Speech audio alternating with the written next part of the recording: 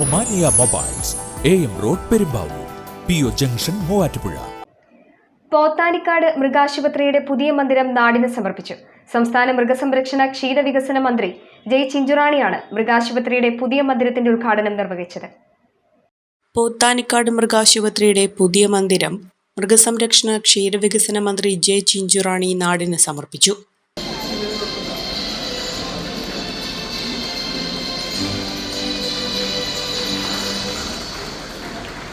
ഇത്തവണ ഞങ്ങൾ തീരുമാനിച്ചിരിക്കുന്നത് പലിശയില്ലാത്ത ലോണുകൾ പരമാവധി നമ്മുടെ ക്ഷീര കർഷകർക്ക് കൊടുക്കുക എന്നുള്ള ഉദ്ദേശ ലക്ഷ്യം ഇത്തവണത്തെ പുതിയ പ്രോജക്റ്റിൽ ഞങ്ങൾ കൊണ്ടുവരുന്നു. ഞങ്ങൾക്ക് ലോൺ എടുക്കുക, 1 ലക്ഷം രൂപയുടെ ഒരു പശുവിനെ എടുത്ത് ഞങ്ങൾക്ക് അതിനെ കറക്കുന്ന പശുവാണെന്നുണ്ടെങ്കിൽ തീർച്ചയായിട്ടും 2-ാം ദിവസം മുതൽ നിങ്ങൾക്ക് പാലിക്കും. ആ പാലിൽ നിന്ന് കിട്ടുന്ന പണം ഒരു മാസത്തിൽ കുറച്ച് നിങ്ങൾ മാറ്റി വെച്ചാൽ നിങ്ങൾക്ക് അത് ബാങ്കിൽ അടയ്ക്കുവാൻ സാധിക്കും. നിങ്ങളുടെ പലിശ ഗവൺമെന്റ് നേരിട്ട് അടയ്ക്കുന്ന തരത്തിലേക്ക്.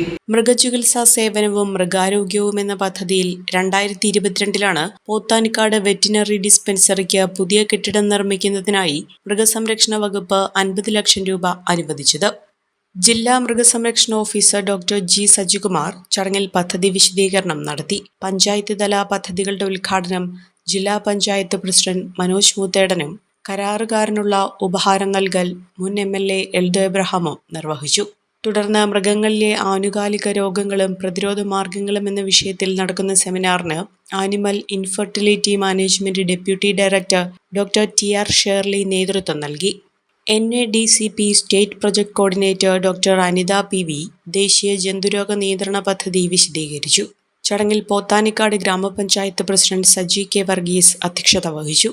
Block panchayat president PAM Basheer, block panchayat ക്ഷേമകാര്യ standing committee chairperson Sali Aib, standing committee ചെയർപേഴ്സൺമാരായ ജിനു മാത്യു, മേരി തോമസ്, ഫിജിന അലി, വാർഡ് മെമ്പർമാരായ സുമ ദാസ്, ജോസ് വർഗീസ്, വിൻസെന്റ് ഇല്ലിക്കൽ, സാബു മാധവൻ, NM ജോസഫ്, മൃഗസംരക്ഷണ വകുപ്പ് deputy director doctor Anilkumar, chief veterinary officer doctor Biju J Chembarathi, Shaji C John, AK Siju, doctor Sumeera Ibrahim എന്നിവർ പങ്കെടുത്തു.